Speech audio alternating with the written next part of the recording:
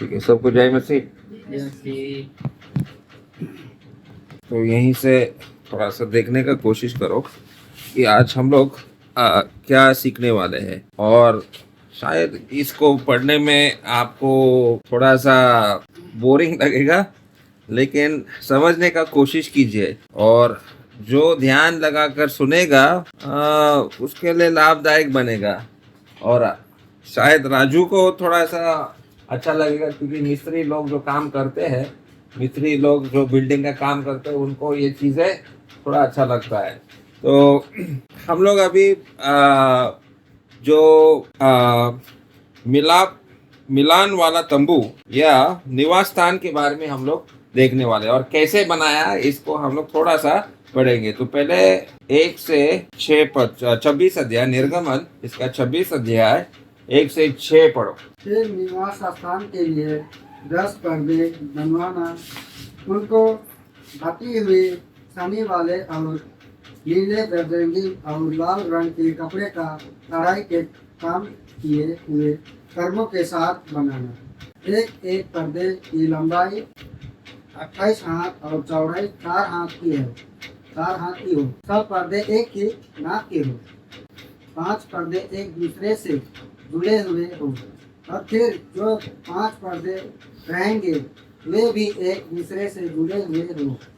और जहाँ ये दोनों पर्दे जोड़े जाए वहाँ के दोनों छोरों पर नीले नीले फंदे लगवाना। दोनों छोरों में 50-50 फंदे ऐसे लगवाना कि वे आमने सामने हो, और सोने के 50 आंकड़े बनवाना, और पर्दों के पंचों को आंकड़ों के द्वारा एक दूसरे से ऐसा जुड़वाना कि निवास स्थान मिलकर एक हो जाए। Thank you. परमेश्वर ने पढ़े वंश पर आशीर्वाद दिया। अभी यहाँ पर हम लोग क्या देख रहे हैं कि यहाँ पर निवास स्थान के लिए 10 पर्दे बनाना। कितना पर्दा बनाना है? 10 पर्दा। अभी ये पर्दा यहाँ पर, ये जो फोटो आपको दिखाई दे रहा है, ये फोटो इस प्रकार से, और वो रंग वहाँ पर दिया, कौन सा रंग का कपड़ा इस्तेमाल किया? नीले, बैगनी और लाल रंग। और इनको कैसे बनाया? कढ़ाई का काम है। अभी बहन लोग, आपको कढ़ाई का काम मालूम है क्या है? हाँ, कढ़ाई क्या है? कढ़ाई का काम इसमें सीमेंट में वो करते हैं ना, वो कढ़ाई नहीं, कपड़ा का रंगीन कपड़े को बुनने वाला कपड़ा, ऐसा। तो ये मटेरियल आपको दिखाई दे रहा है यहाँ पर, कैसा दिख रहा है? तो ऐसे आपको कुछ इस प्रकार से बनाना पड़ेगा।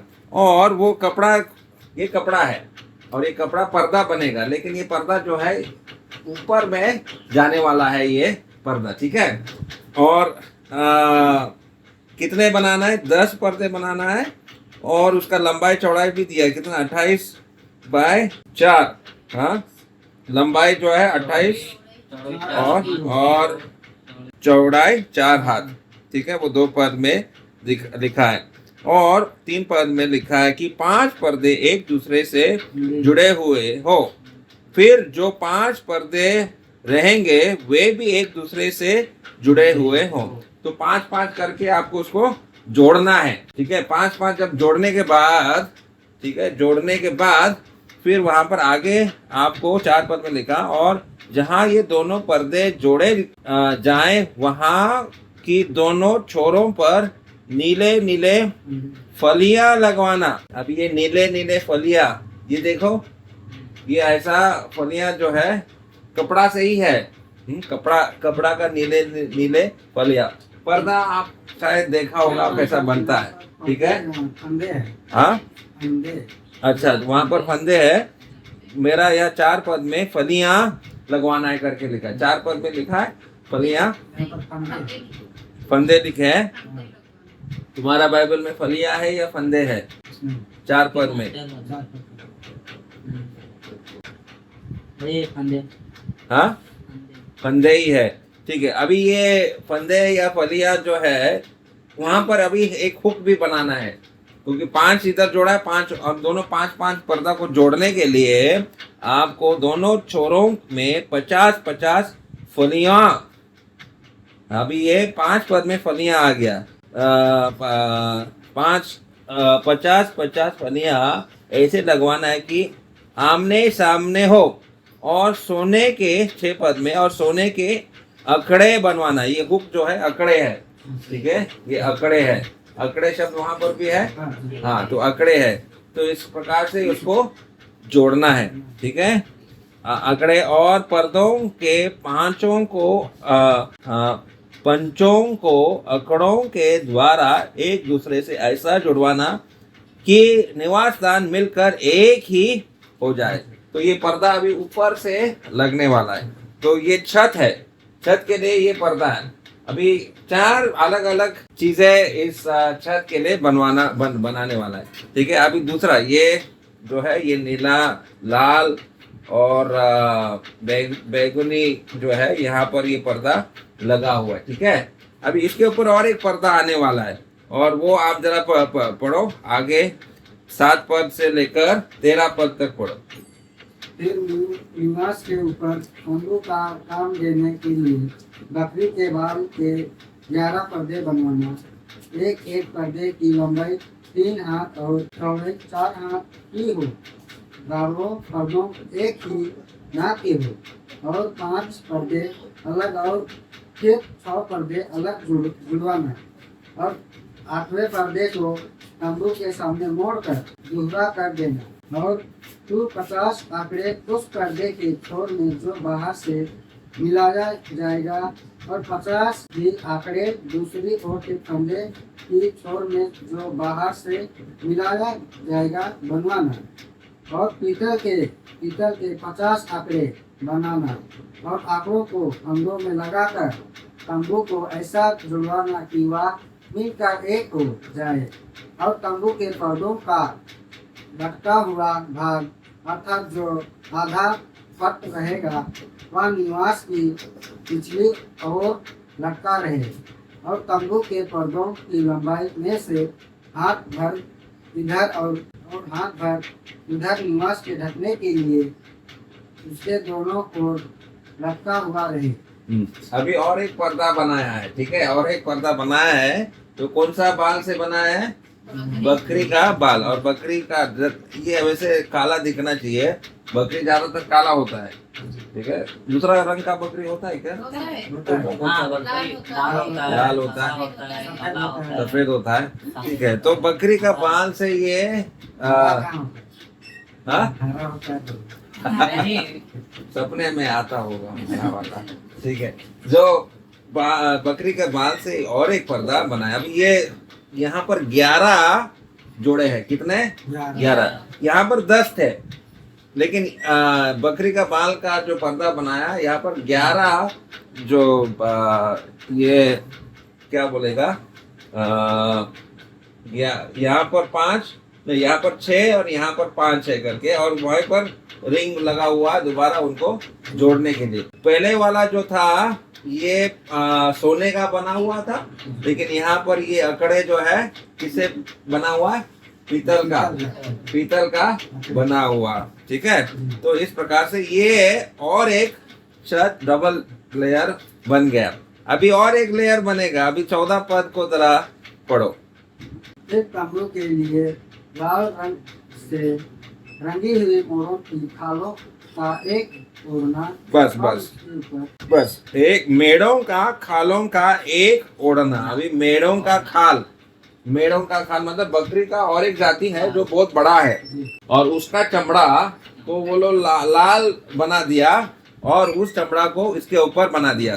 देखो वो बकरी का जो है ये थोड़ा बड़ा था ना, बड़ा शीट था, बड़ा शीट को 11 शीट था, 11 शीट को जोड़ के वो पहले वाला से बड़ा था, और इसलिए यहाँ पर ये लटका हुआ है। लेकिन इसके ऊपर अभी मेढ़ों का खाल, मेढ़ों का चमड़ा का एक ये बनाया है, कवर बनाया है, और लाल रंग उसको दिया है। और एक बनाया, वही 14 पद को आगे पढ़ो। फिर तंबू के लिए लाल रंग से रंगी हुई मेढ़ों की खालों का एक ओढ़ना और उसके ऊपर फूलों की खालों का भी एक ओढ़ना बनवाना। सुईसों, हाँ, सुईसों का खालों का। अभी ये सुईसों खाल शायद आपको पता नहीं होगा क्या है, लेकिन ये समुद्र का एक प्राणी का चमड़ा, समुद्र का एक बहुत बड़ा प्राणी आपको मालूम है क्या? हाँ, और उसका चमड़ा जो है थोड़ा मगरमच्छ होगा, ठीक है, ये सही है, वो भी जानवर है, लेकिन एक बहुत बड़ा मछली होता है और उसका चमड़ा थोड़ा तेल जैसा होता है, पानी बिल्कुल नहीं ढुकेगा उसके अंदर, तो उसका चमड़ा सबसे ऊपर अभी डाल दिया गया। तो कितना कितना लेयर बन गया वो? पहला क्या बना था? रंगीन वाला। 3 हो गया। कहाँ 3 हो गया? अभी 2 है। हाँ, अभी 2 है। नहीं नहीं नहीं, दोबारा देखो, ये पहला है, हाँ। ठीक है, हाँ। फिर उसके ऊपर ये वाला जो है, उसके ऊपर अभी बकरी का चमड़ा, उसके बाद लाल वाला मेढ़ का चमड़ा, और उसके ऊपर और एक है, यहाँ पर लिखा है कौन सा चमड़ा है? सुईसों का, सुईसों का खाल। तो कितना हो गया? 4 अलग अलग चमड़ा उसके ऊपर बना। एक तो कपड़ा का बना हुआ है और 3 चमड़ा का बना हुआ है, इसलिए 4 लेयर ऊपर में दिया गया। ठीक है, तो इतना आपको समझ में आया? हाँ, कि ये ऊपर में, लेकिन ये रंगीन वाला जो है, रंगीन वाला सिर्फ अंदर से दिखाई देगा, बाहर से ये तो चमड़ा का ये दिखेगा, लेकिन अंदर ही रंगीन आपको दिखेगा। ठीक है, आगे जरा पढ़ो। अभी हम लोग 14 तक पढ़ लिया, अभी 15 से 18 तक पढ़ो। फिर निवास को खड़ा करने के लिए बबूल की लकड़ी के तख्ते बनवाना। एक एक तख्ते की लंबाई 10 हाथ और चौड़ाई 1.5 हाथ की हो। एक एक तख्ते में एक दूसरे से जोड़ी हुई दो चूल्हे हो। निवास के सब तख्तों को इसी भांति में बनवाना। निवास के लिए जो तख्ते तू बनवाएगा, उनमें से 20 तख्ते तो दक्षिण की ओर के लिए हो। अभी यहाँ पर इसका तो दीवार, हमने तो अभी छत को देखा, छत कैसा बन गया वो हमने देखा, लेकिन दीवार जो है कैसे बनाया है? ये कौन सा लकड़ी का बना हुआ है? बबूल की लकड़ी का बना हुआ है।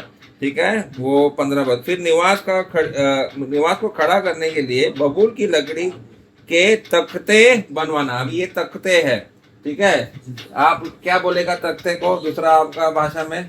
ये जो है ये तख्ते हैं, हाँ, तख्ते भी बोलते हैं, काट भी बोलते हैं। काट भी बोलते, तख्ते ही बोलते हैं, ठीक है। काट बोलते हैं। तो ये तख्ते को अभी नीचे में जोड़ने के लिए आगे क्या लिखा है? एक एक तख्ते की लंबाई 10 हाथ और चौड़ाई 1.5 हाथ। लंबाई कितना है? 10 हाथ और चौड़ाई 1.5 हाथ। देखो, मतलब पतला है और लेकिन लंबा है, ठीक है। और लंबा क्यों है? 10 हाथ मतलब 10 फुट का है, तो 10 हाथ क्यों है? 10 फुट का। बाहर से लोग देखने में अंदर नहीं देख, इतना लंबा दीवार है, ठीक है। और 10 हाथ की हो। एक एक तख्ते में एक दूसरे की जोड़ी हुई दो चूल्हे हो, और निवास के सब तख्तों को इसी भांति से बनवाना।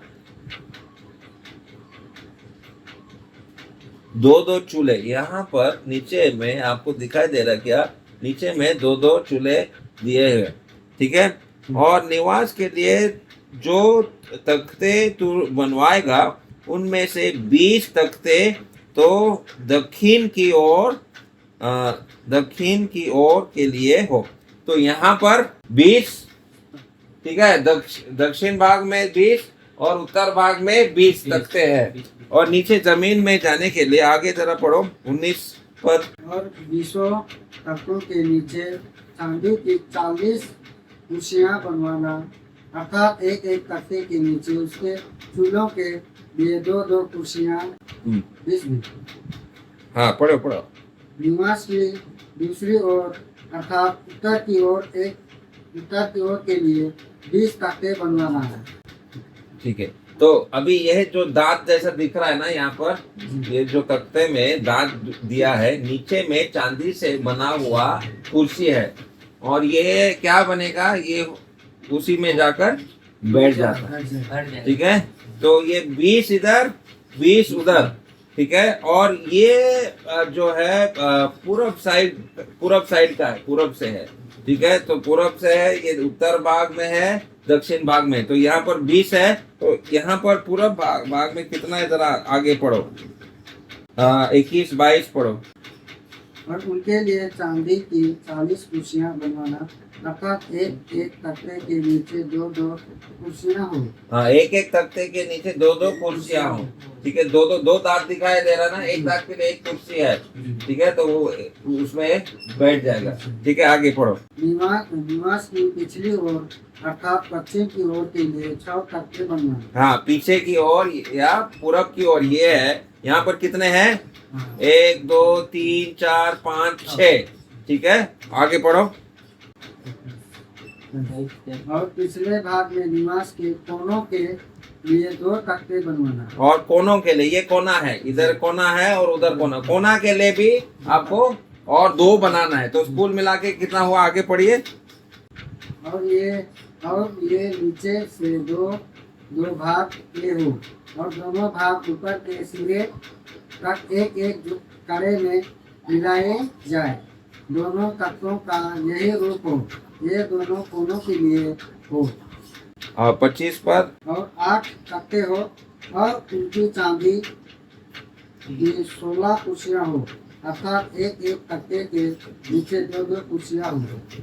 ठीक है, तो इस प्रकार से जब आप बनेगा तो ये ऐसा दिखेगा। ये जो पूरा घर बना है, ऊपर का तो हमने देखा, ऊपर में क्या है वो हम लोग देखा। अभी ये दीवार जो है कैसे बना है, काठ का बना हुआ। आगे तरफ पढ़ो।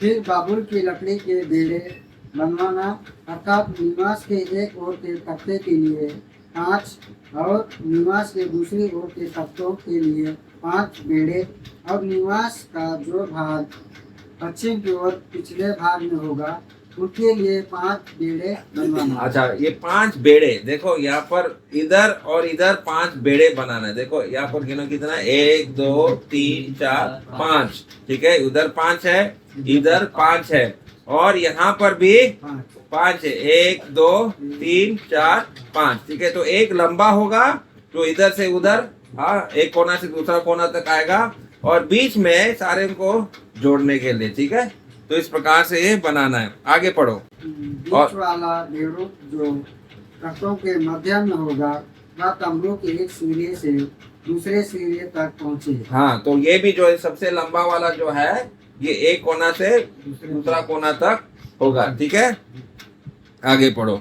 फिर तख्तों को सोने से मरवाना, और उनके कड़े जो बेड़ों के घरों का काम देंगे उन्हें भी सोने के बनवाना। हाँ, अभी देखो उसको, वो तो काठ का बना हुआ था, अभी वो काठ का पूरा कैसा करना है, सोने से ढाक देना है। तो देखो वो ये बेड़ा भी सोना से कवर किया, पूरा लकड़ी को सोना से उन्होंने कवर कर दिया। तो अभी और भी सुंदर लग रहा है कि नहीं। ठीक है, लकड़ी के ऊपर अभी सोना डाल दिया।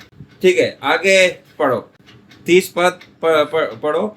और निवास को इस रीति खड़ा करना जैसा इस पर्वत पर तुझे दिया गया है।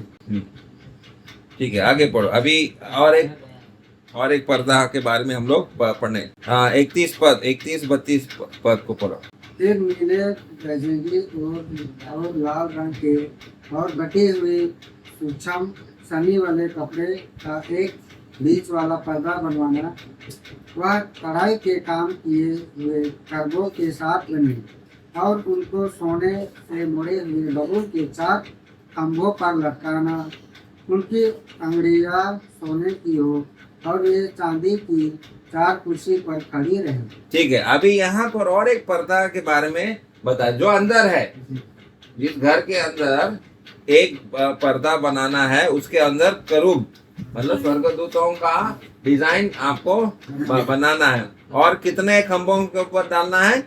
4 खंभे, 1 2 3 4 खंभे, और ऊपर में एक रॉड दिया हुआ, और ये सारा जो है काठ का बना हुआ लेकिन सोने से भर दिया। ठीक है। और ये पर्दा ये क्या किसके लिए बना गया? 33 पद को जरा देखो। और बीच वाले पर्दे को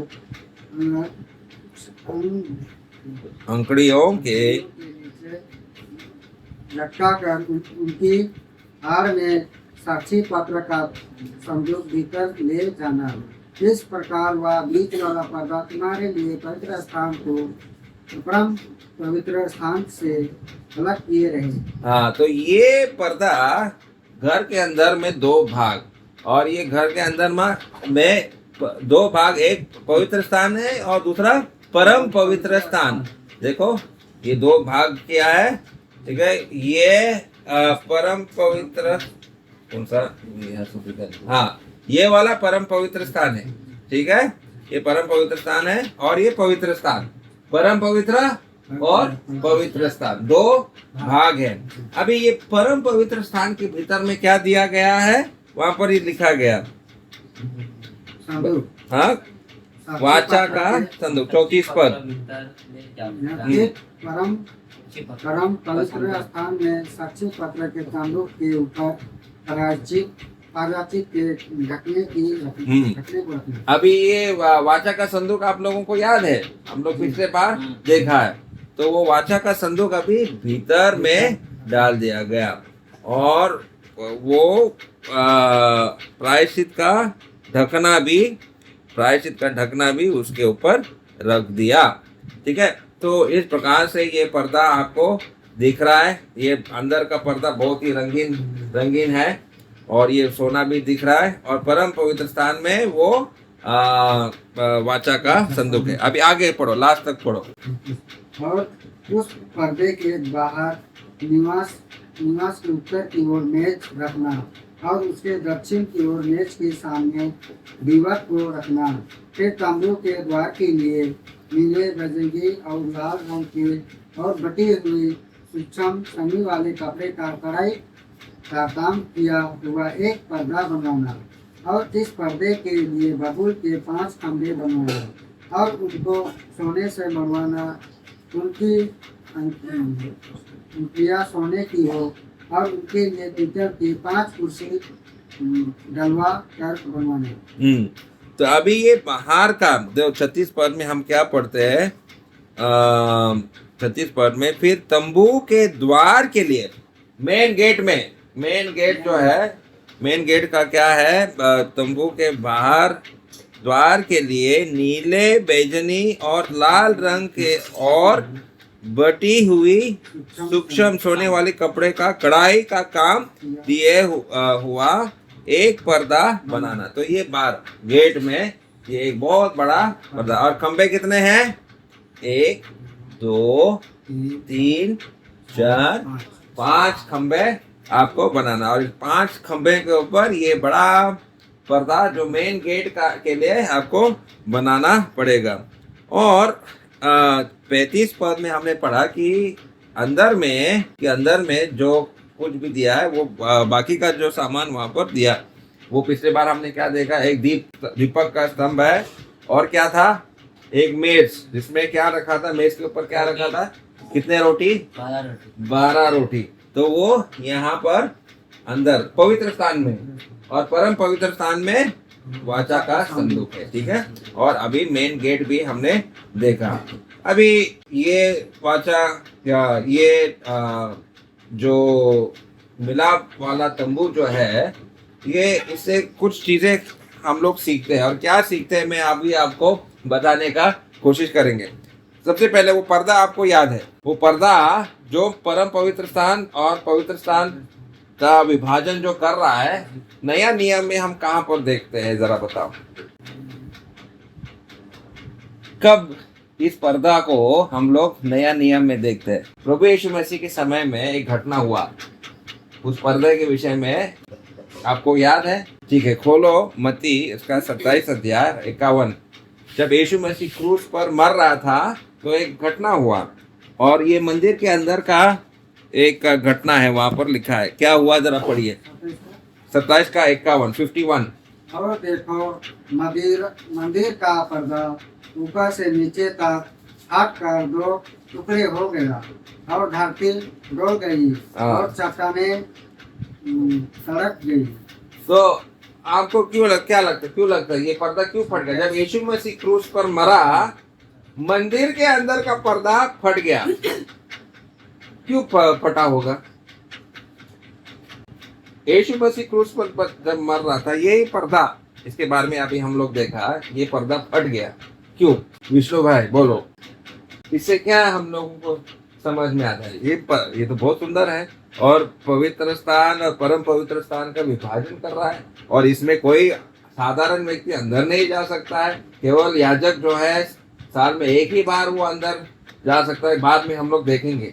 लेकिन जब यीशु मसीह क्रूस पर मरा, ये पर्दा फट गया क्यों?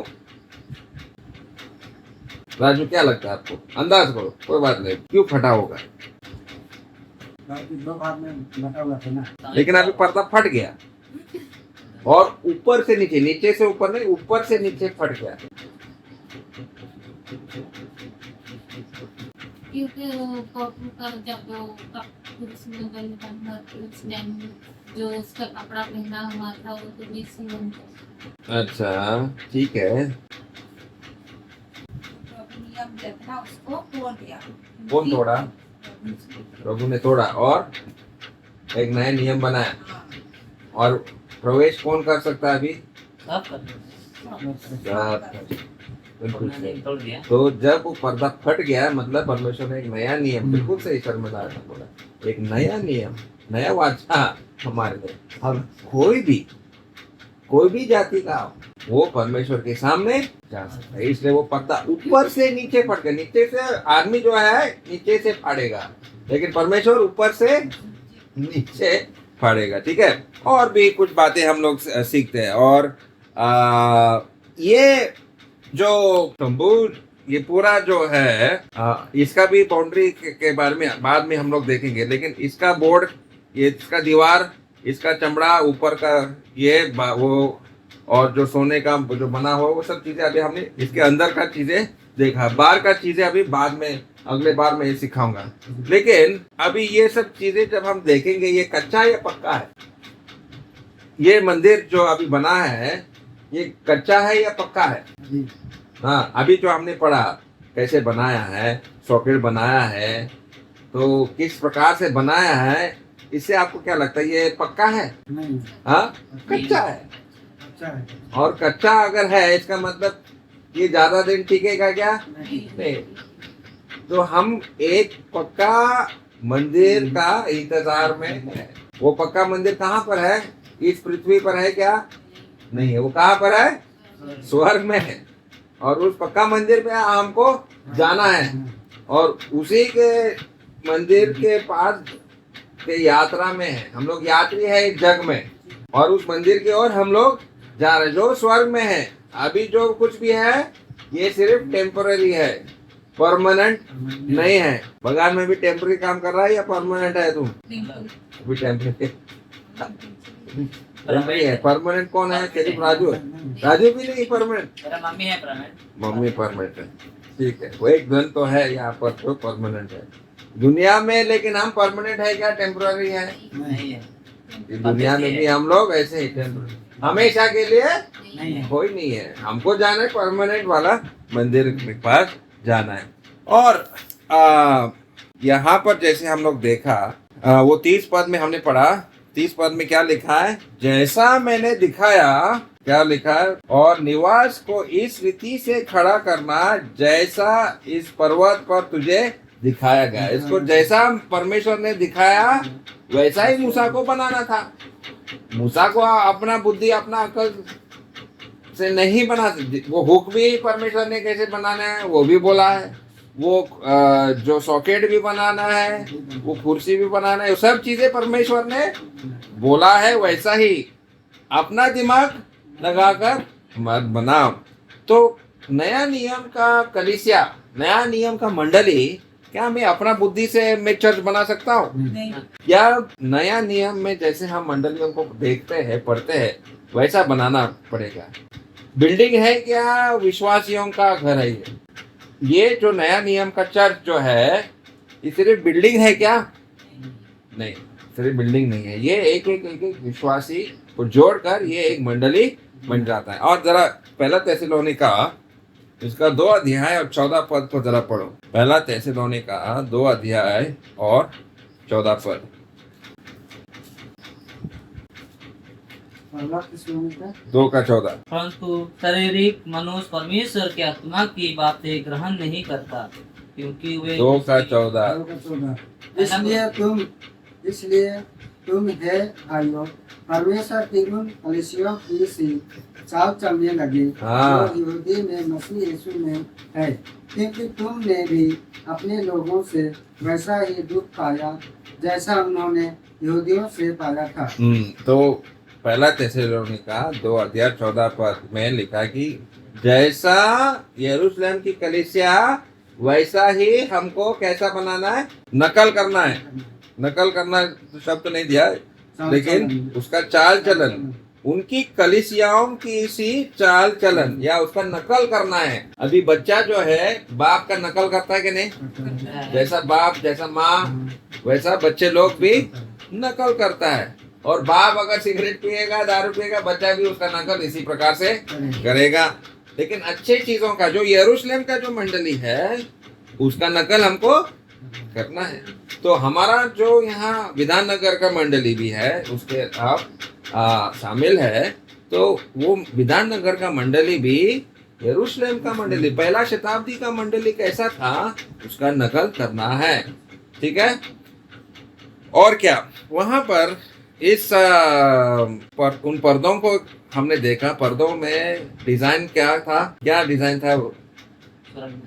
स्वर्गदूतों, केरूब, हाँ केरूबों का, स्वर्गदूतों का। तो हम लोग भूलना नहीं चाहिए कि हमारे साथ हमेशा स्वर्गदूत है, हम अकेले नहीं है। भजन संहिता 34 अध्याय और उसका 7 पद जरा पढ़ो। भजन संहिता 34 और उसका 7 पद। 7। यहोवा के लड़ाइयों के चारों ओर उनका दूत छावनी किए हुए उनको बचाता है। हाँ, किसको बचाता है? अपने संतों को। आप परमेश्वर का संत हो या नहीं ये पहले आप देखो। अगर परमेश्वर का संत है तो आपके साथ कौन है? स्वर्गदूत। पवित्र आत्मा हमारे अंदर है, स्वर्गदूत भी हम लोगों के साथ में है। आप अकेले नहीं है।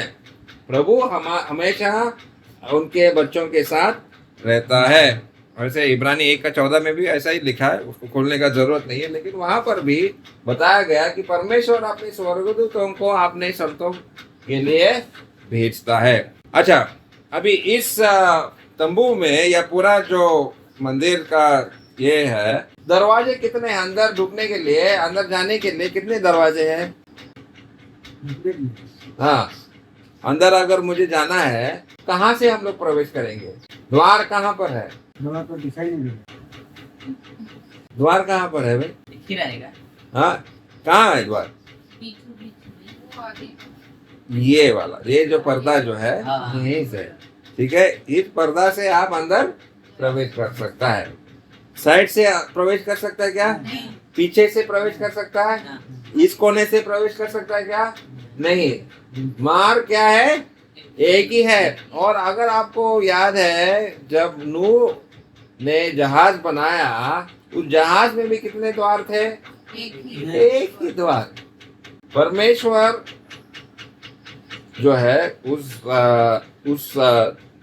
जहाज के लिए भी एक द्वार, और यहाँ पर इस तंबू का मिलाप वाला तंबू में भी एक ही द्वार बनाया है। वैसे ही स्वर्ग जाने के लिए कितने द्वार है? एक ही द्वार है। और इसलिए यूहन्ना इसका 10 अध्याय और 9 पद जरा खोलो, और ये विष्णु तो इसको मुखस्त करो, याद करने का कोशिश करूंगा। यूहन्ना 10 अध्याय और 9 पद। द्वार मैं हूँ, यदि कोई मेरे द्वार भीतर प्रवेश करे तो उद्धार पाएगा और भीतर बाहर आया जाया करेगा और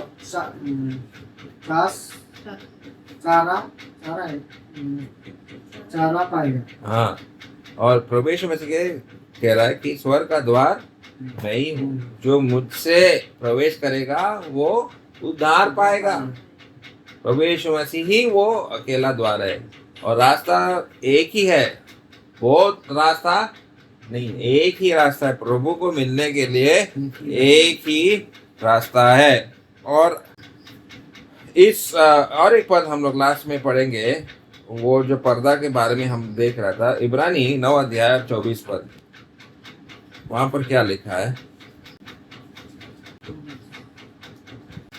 क्योंकि मसीह ने उस हाथ के बनाए हुए पवित्र स्थान में, जो सबसे पवित्र स्थान का नमूना है, प्रवेश नहीं किया, पर स्वर्ग ही ने प्रवेश किया, ताकि हमारे लिए अब परमेश्वर के सामने दिखाई दे। तो प्रभु यीशु मसीह आज कहाँ पर है? ये वाला तंबू में जो हाथ का बना हुआ है, जो थोड़े दिनों के लिए टेम्पररी है, उसमें नहीं है। प्रभु यीशु मसीह कहाँ चला गया? स्वर्ग में, जो परमानेंट है, जो हमेशा हमेशा टिकने वाला जो है, वहां पर गया। और जैसे हमने बोला, उस मंदिर में हमको भी जाना है। और कौन जा सकता है? जो प्रभु यीशु मसीह के द्वार से अंदर जाए, वो ही उद्धार पाएगा और उस मंदिर में वो भी प्रवेश कर सकता है। ठीक है, तो यहाँ पर अभी हम लोग रुकते हैं। आगे और 2 चीजें इस मंदिर के बारे में देखना है, वो अगले बार हम लोग देखेंगे।